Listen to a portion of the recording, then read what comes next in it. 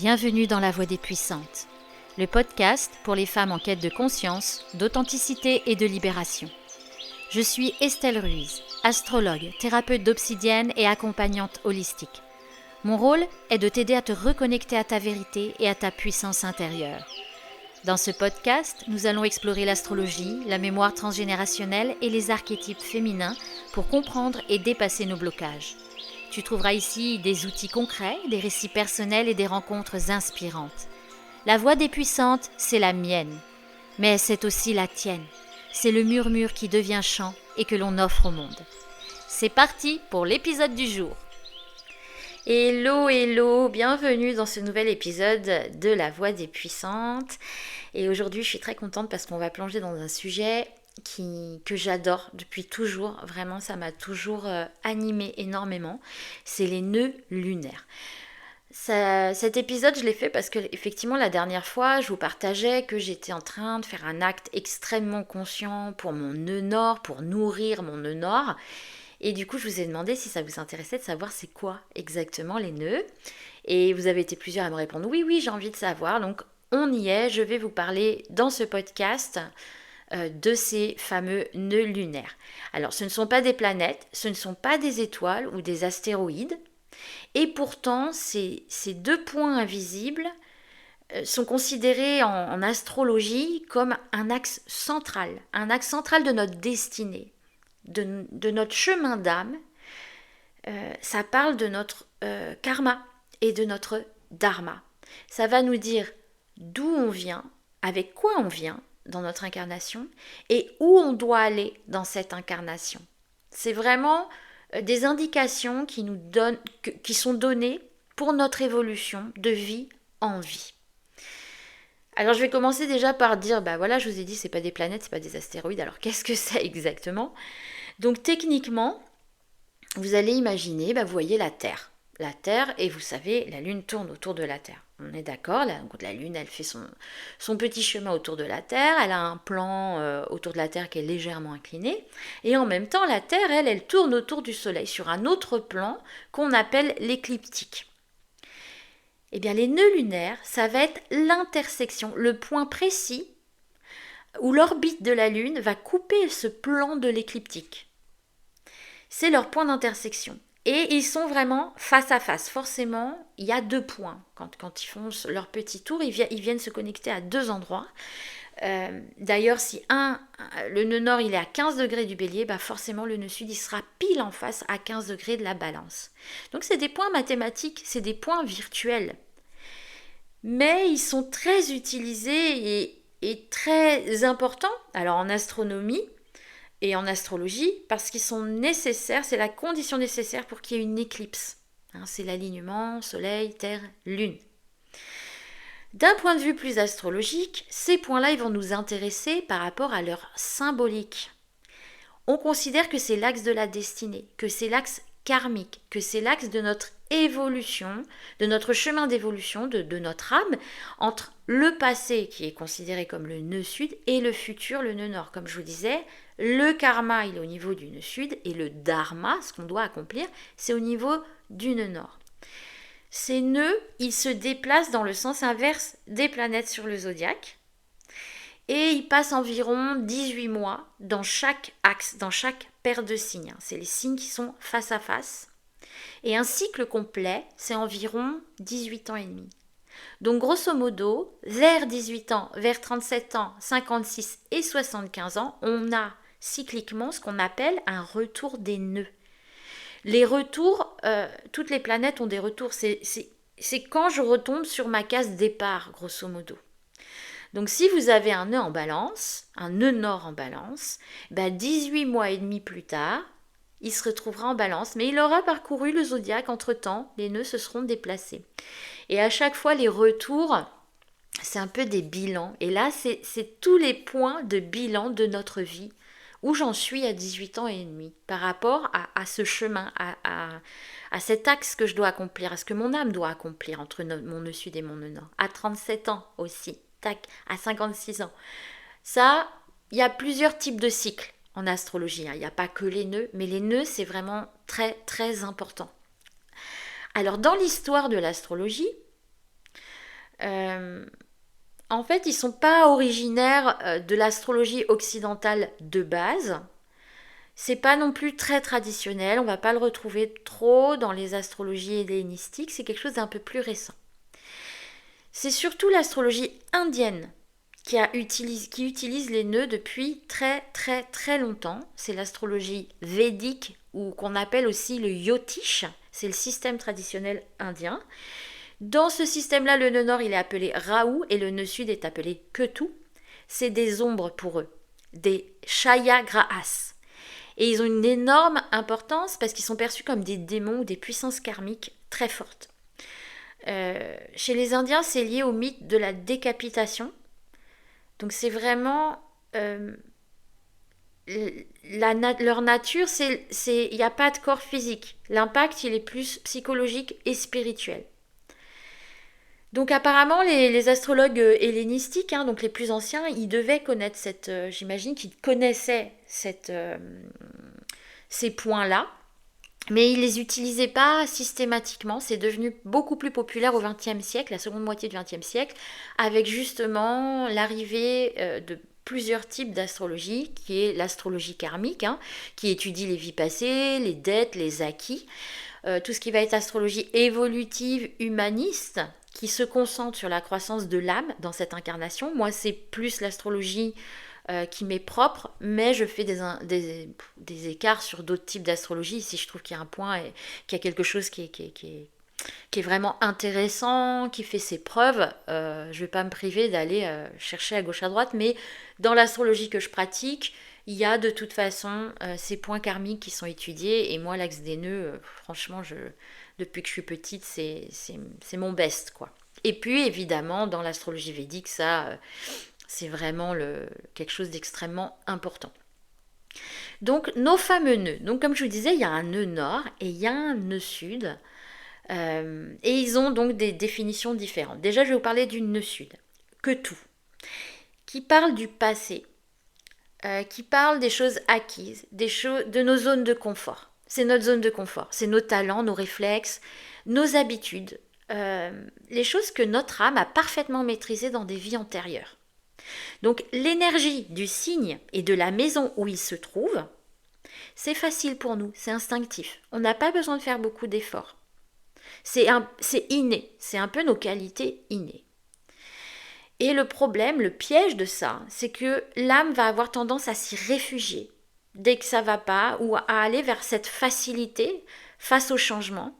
Donc le risque, quand on est trop dans notre nœud sud, c'est d'être dans une forme de stagnation, de répétition. On a des schémas qui vont arriver à nous. Il y a des choses qui vont arriver à nous pour dépasser ce nœud sud et pour aller vers notre nœud nord dans les expériences de vie. Les mots-clés du nœud sud, ça va être le lâcher-prise, les talents innés, les habitudes, les réflexes et évidemment le karma passé et éventuellement nos dettes, ce qu'on doit venir travailler dans cette vie. Donc la voie pour travailler ça, c'est d'aller vers notre nœud nord. Notre nœud nord, Rahu, qui parle de l'avenir, des défis, de notre mission. C'est le chemin que l'âme doit aller explorer et c'est les qualités qu'elle doit apprendre dans cette vie. C'est vraiment notre objectif d'incarnation. Donc notre défi, il sera là où est le signe de notre nœud nord. Là où notre nœud nord est, le signe et la maison, c'est inconfortable au début pour nous. C'est un endroit qui n'est pas facile, qui va nous demander un effort conscient, qui va nous demander de la persévérance. C'est pour ça que je vous parlais de ça sur Insta, parce que voilà, moi, mon nœud nord, il est en Vierge. Et mon nœud sud, il est en Poisson. Donc, comment vous dire que la Vierge, c'est l'organisation, c'est la compta, c'est toutes ces choses-là. C'est pas que je suis pas organisée, parce que j'ai d'autres aspects qui font quand même que je suis pas non plus complètement dissolue comme le Poisson. Mais ça me coûte. Et là, j'avais les histoires de factures à faire pour mon entreprise. Et c'est le dawa. Donc là, je conscientisais clairement et vraiment, j'ai pris un effort de caler un temps parce que évidemment, moi dans ma tête, je vais avoir toujours des excuses. Ah non, mais là, il faut que je fasse ci, il faut que je fasse ça. Et je vais aller vers quoi? Vers des choses poissons, vers la créativité, vers la spiritualité. Et donc là, ça m'oblige, ok, viens mettre un cadre à ta société. C'est bien gentil, tu fais de l'astro, tu fais tout ce qui te plaît du plus profond de ton cœur, de la thérapie, de la recherche des profondeurs, etc. Mais voilà, il y a aussi le cadre et la structure à mettre en place. Et donc, À chaque fois que je vais dans ces énergies de vierge, qu'on est bien obligé, hein, de faire, mais pour qui, il y a certaines personnes pour qui c'est moins difficile, hein. Moi, je procrastine à fond sur tout ce qui est administratif, tout ce qui est gestion, c'est un effort. Mais maintenant que je sais, je le fais avec conscience en disant je nourris mon dharma. En tout cas, c'est ce nœud nord qui va vraiment nous aider en fait à croître, à devenir de vrais adultes, à aller vers notre plus grand potentiel, à sortir de notre zone de confort et ça va être un moteur de notre évolution. Donc le nœud nord, ça signifie la mission, le défi, l'apprentissage, le courage aussi de faire des choses hors de notre zone de confort, l'exploration, le futur, la croissance. Et évidemment, l'idée, là je vous ai un peu donné les deux points clés, les deux définitions clés, c'est d'harmoniser les deux, hein. Le vrai point d'ancrage, c'est l'équilibre entre les deux. C'est pas de fuir le nœud sud pour aller, bah du coup, je vais me mettre à faire que de la compta tous les jours parce que... Non, non, non, c'est de trouver un équilibre et qu'après le nœud nord, au fil de la vie, il devient moins difficile et notre nœud sud, il devient moins addictif, moins... parce que ça peut être aussi notre ombre, hein, ce nœud sud, hein. Donc on va le voir, là je vais vous parler de chaque axe de destinée. Donc si vous le pouvez, allez sur AstroThème, allez voir votre thème si vous savez comment faire. Sinon, je réfléchissais, mais non, dans mon e-book sur Vénus, vous allez pouvoir... Mais si vous voulez, si vous n'avez pas encore téléchargé l'e-book de Vénus, allez télécharger mon e-book que je vous offre de Vénus. Qui va j'ai fait un petit tuto pour aller chercher où était Vénus, mais c'est exactement la même chose pour aller chercher où sont les nœuds. Et après, si vous voulez vraiment aller plus loin sur l'histoire de la destinée, de votre destinée, qu'est-ce que vous êtes venu incarner, parce qu'il y a d'autres choses hein, dans le thème qui vont nous parler de ça, il n'y a pas que les nœuds. Eh bien, vous pouvez, moi je propose des audios astro personnalisés qui sont sur une thématique. Et il y a cette thématique du chemin de vie. Et là, on est le 28 novembre et encore jusqu'à ce soir, je propose une offre Black Friday, voilà, dans le Black Friday, où il y a la possibilité de commander son audio personnalisé. Donc, je vais aller étudier votre thème et là, je pourrais vous dire plus précisément quelle est votre destinée, qu'est-ce que vous êtes venu incarner, qu'est-ce que vous êtes venu travailler. Donc ça, je mettrai les liens de l'e-book et donc de toute façon de l'offre Black Friday. Après, ce sera quand même quelque chose qui sera faisable, hein. Ça c'est une de mes des choses que je propose, mais là il y a une vraie très très très bonne offre. Voilà. Donc je vais quand même vous dire, si vous arrivez à aller chercher où est votre axe et si vous le connaissez, quelques mots-clés, quelques petits fils sur chaque axe. Donc on va commencer par l'axe bélier-balance. Nœud sud en balance, nœud nord en bélier. Qu'est-ce que ça nous raconte? Avec un nœud sud en balance, l'âme, elle va rechercher l'harmonie. Et c'est facile pour elle d'entrer en relation. Il y a un besoin de beauté et d'harmonie. Mais attention à la dépendance aux autres et à la peur du conflit. Le nœud nord vient nous enseigner ou nous appelle à cultiver l'indépendance, à affirmer nos besoins et à aller développer le courage d'être seul. En sens inverse, quand on a notre nœud sud en bélier et notre nœud nord en balance, notre passé, c'est que notre âme, elle a été, et elle est encore certainement, très indépendante. Elle agit de manière impulsive, voire il peut y être égoïste, il peut y avoir de l'égoïsme, et ça c'est le mauvais côté, l'ombre, sans trop se préoccuper des autres. Alors que l'appel du nœud nord en balance va nous demander, nous exiger de développer de la coopération, de la diplomatie, de la patience, de tenir compte de la vie de l'autre. Et ça, c'est intéressant parce que finalement, la vie, elle va vous proposer des choses comme ça. C'est une évidence à chaque fois. La vie va nous mettre face à des choix qui sont de type des nœuds. Et ce sera à nous après de faire le bon choix, entre guillemets. Sinon, ça se repropose. Hein. De toute façon, on a plusieurs tours de manège. L'axe taureau-scorpion. Nœud sud en taureau et nœud nord en scorpion. Nœud sud en taureau, c'est un passé où en tout cas on arrive avec le besoin d'avoir une stabilité matérielle, on est très attaché aux biens physiques et on peut avoir du peur du changement et de la perte. Et l'appel, c'est le Scorpion. C'est un chemin de transformation profonde. Apprendre à lâcher prise, à voir ce qui est essentiel entre le matériel et, voilà, la possession et la dépossession. Voilà, c'est l'axe de la possession et de la dépossession, à partager ses ressources et accepter la mort symbolique pour renaître. Et là, c'est quelque chose dont on a parlé dans l'épisode précédent avec mon amie Karine Salers, où on est venu travailler sur cet axe-là, parler de cet axe-là. Donc je vous conseille d'aller écouter l'épisode précédent. En sens inverse, le nœud sud en Scorpion et le nœud nord en Taureau. Avec un nœud sud en Scorpion, l'âme, elle a été confrontée à des crises, des drames intenses. On peut avoir une vie un peu difficile, arriver tout de suite avec des choses un peu compliquées, avec aussi la capacité à lâcher les choses, à détruire en fait, à s'auto-saboter même dans l'aspect d'aller construire quelque chose. Et donc l'appel du taureau dans ce nœud nord, c'est d'aller vers de la simplicité. C'est d'aller vers du calme, de la construction, de la persévérance et de créer de la sécurité. Moins de passion, parce que le Scorpion est très passionné. L'axe Gémeaux-Sagittaire. Quand on a un nœud sud en Gémeaux et un nœud nord en Sagittaire. Le Gémeaux, il a des facilités dans la communication. Une communication un peu de surface.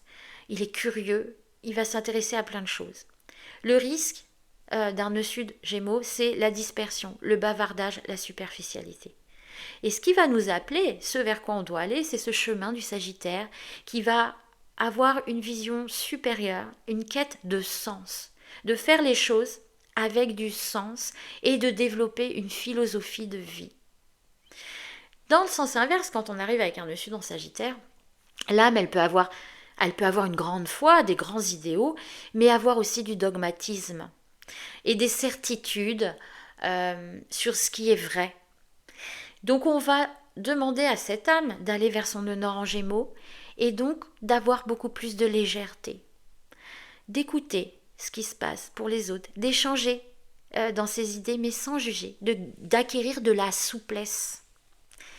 L'axe Cancer-Capricorne, avec un nœud sud en Cancer et un nœud nord en Capricorne. Le nœud sud en Cancer, il est très relié à la famille, aux émotions. Il peut y avoir de la dépendance affective. Il peut y avoir aussi beaucoup d'hypersensibilité et parfois la tendance à se réfugier dans le rôle d'un enfant. Avec un nœud nord en Capricorne, c'est le chemin de la maturité. On va demander à cet être, à cette âme, d'aller vers beaucoup plus de responsabilité, de développer de l'ambition, d'aller vers une structure professionnelle, d'aller vers vraiment de sortir au monde comme le demande le Capricorne et de sortir de ce rôle d'enfant pour devenir adulte.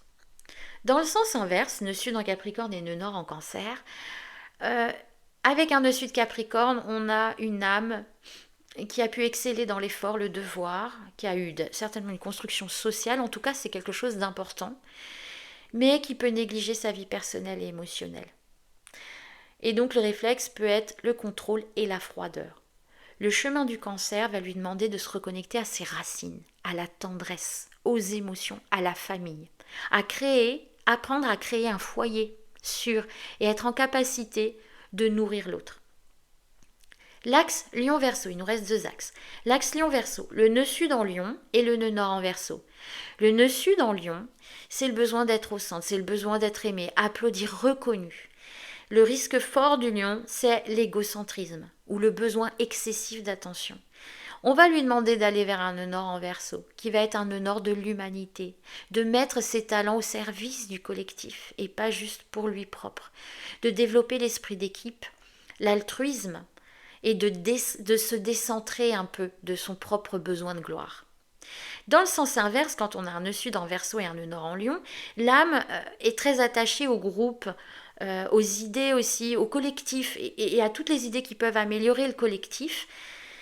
Mais il peut y avoir un manque de chaleur, un manque d'expression personnelle. Et on va peut-être avoir de la distance émotionnelle. Le chemin du lion, c'est d'aller vers plus d'individualisation, de trouver sa singularité pour briller dans sa singularité, de s'exprimer en dehors du groupe et surtout avec le cœur et d'amener plus de générosité et d'émotion. L'axe Vierge-Poisson, le fameux. Nœud sud en Vierge, nœud nord en Poisson. Quand on arrive avec un nœud sud en Vierge, Là, on va avoir de l'aisance pour tout ce qui est analytique, pour les détails, pour l'organisation. Et le piège, c'est d'être dans un excès de perfectionnisme, d'inquiétude, d'hyper-rationalité. Le poisson en nœud nord va nous demander d'être sur un chemin de la foi, de l'intuition, de la compassion, de lâcher le contrôle et de faire confiance à l'univers.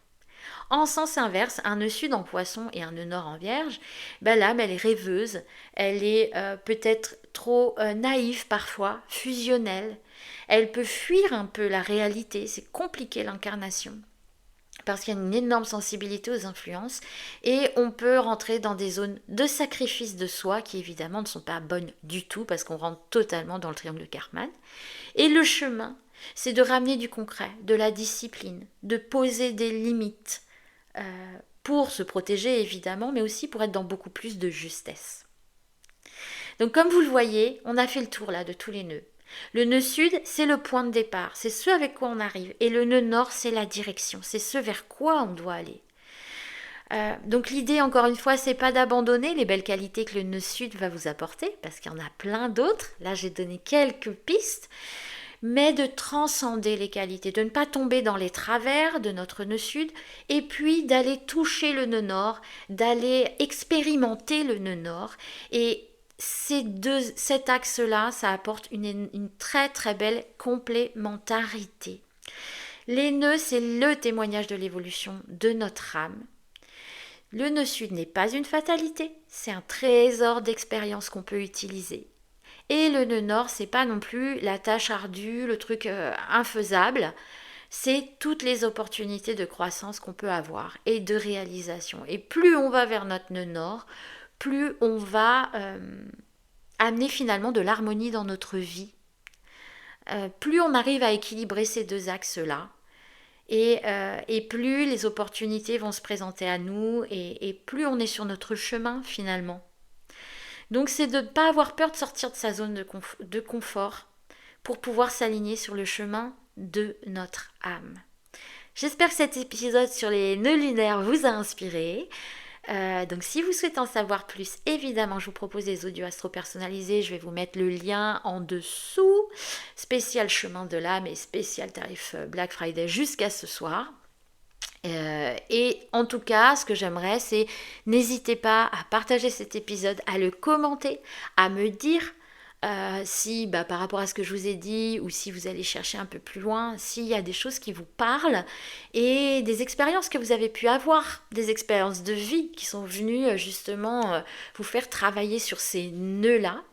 N'hésitez pas à vous abonner évidemment au podcast, à mettre des étoiles, les commentaires, tout ça. Moi, ça m'aide énormément à me faire connaître, à développer ce podcast. Voilà, c'est un peu le nerf de la guerre. Et je vous donne rendez-vous la semaine prochaine pour un autre épisode qui sera sur les 5 blessures de l'âme et les 12 signes du zodiaque. Je vous souhaite une belle journée, soirée, nuit, où que vous soyez, ou peu importe à quelle heure vous écoutez. Et je vous dis à très vite. J'espère que cet épisode t'a plu. S'il a fait écho en toi, je t'invite à t'abonner pour ne rien manquer des prochaines aventures de la Voix des Puissantes. Et si tu penses qu'il peut aider une amie, n'hésite pas à le partager. Pour continuer la conversation, rejoins-moi sur Instagram, @EstelleRuizAstro. J'ai hâte de te lire et de découvrir tes réflexions. Tu peux retrouver toutes mes ressources sur mon site internet ou via mon Linktree dans la description de cet épisode. Je te dis à très bientôt, ici ou ailleurs.